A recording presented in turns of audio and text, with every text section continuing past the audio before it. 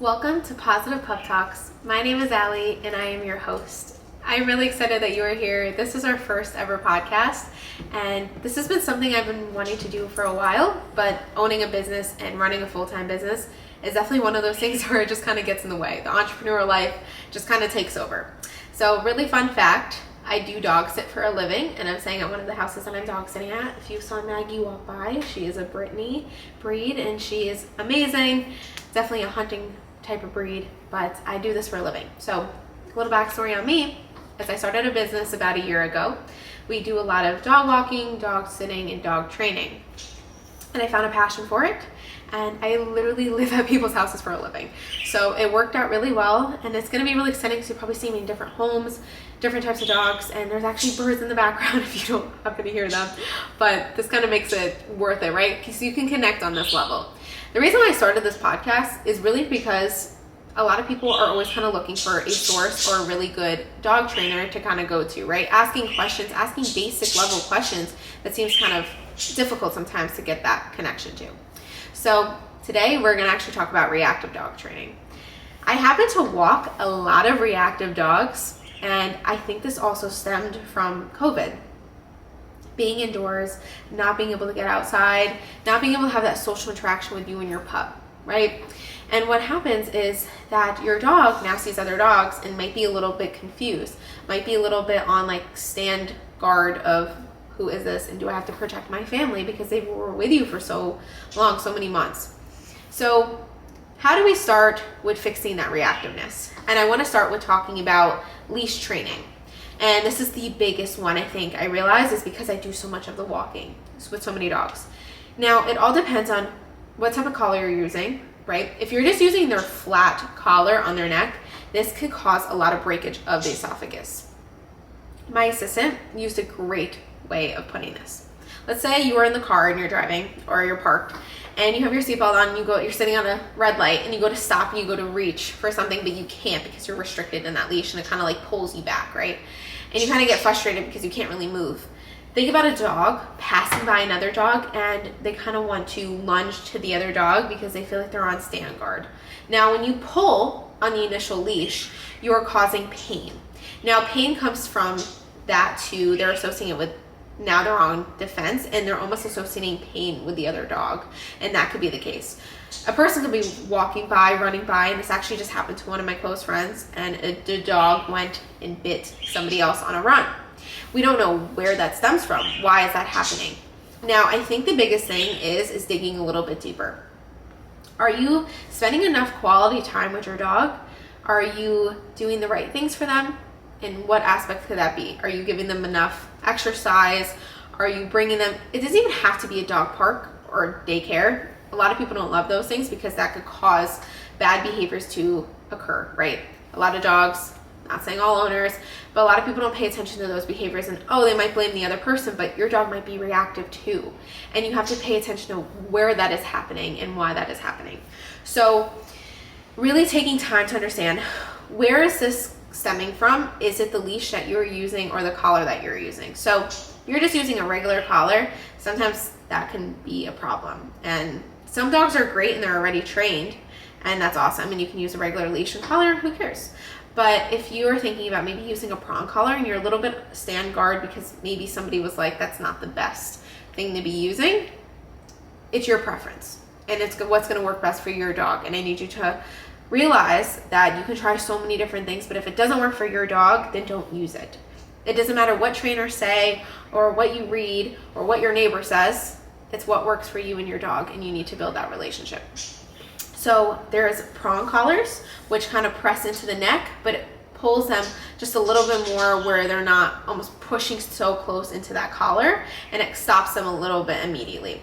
Now, this doesn't work on every dog. You can also use a pull chain, and a pull chain is literally a chain and it has a pull through, and it just kind of pulls that same pressure on the neck without breaking down the esophagus.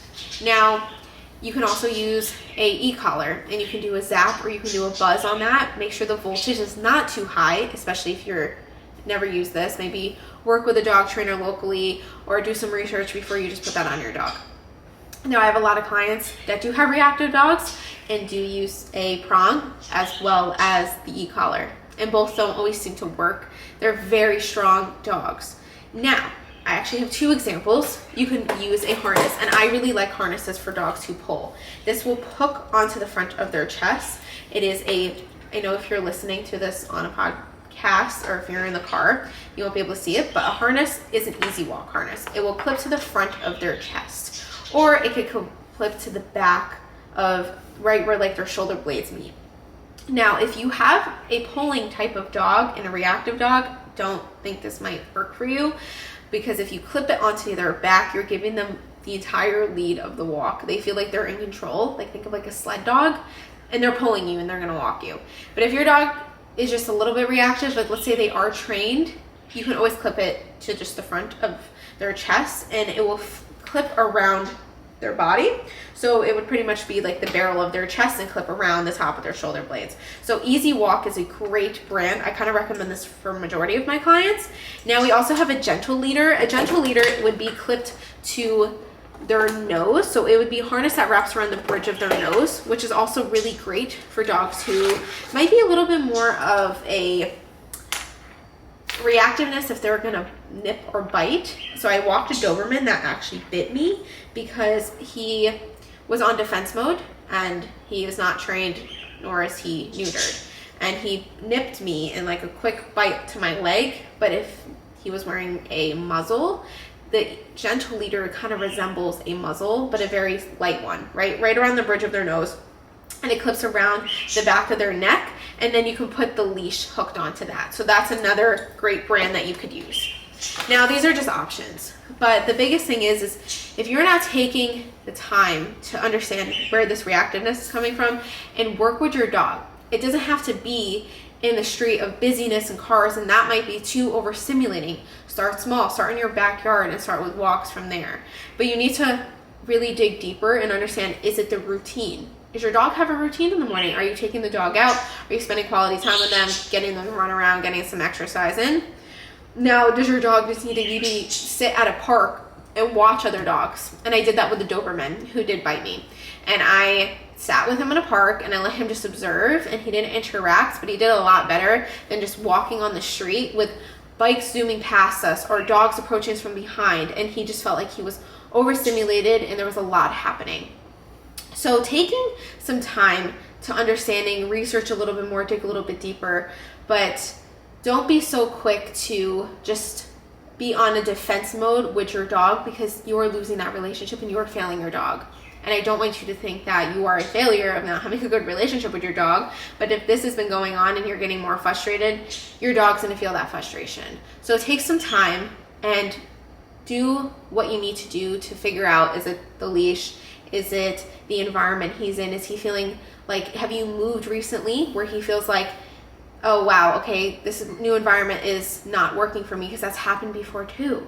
But you can always use high value treats, take some walks, and that's what I was doing with my Doberman. Is we put a very nice light muzzle around his nose. It kind of breaks up that quick opening of the mouth, and I slip quick treats into his mouth. And I'm also working on heel, keeping him close to me, understanding that staying close to me is a really good place to be. I want him to feel comfortable being next to me and working with me in that environment. So take the time and just really slow down what you are doing with your dog. And it's okay if it gets frustrating. It's okay if you're not understanding what he needs in that moment. But if you take a step back and just take an observance of where he's at, that could be the case. Also, if some female dogs start to change, and it could be hormones, it could be anything along the lines of their bodies changing, right? So take the time to just really be observant of what your dog is looking for right now and where the reactiveness is coming from. And if you need a dog trainer, reach out, find some online courses, or please comment below, please send me a message, whatever you need to be able to connect your dog a little bit on a deeper level. I hope this helps, and I will see you on the next one. If there is anything that you need, please let me know. And if you have not yet subscribed or follow us, please do. And I'm excited to continue this journey of learning about our dogs a little bit more.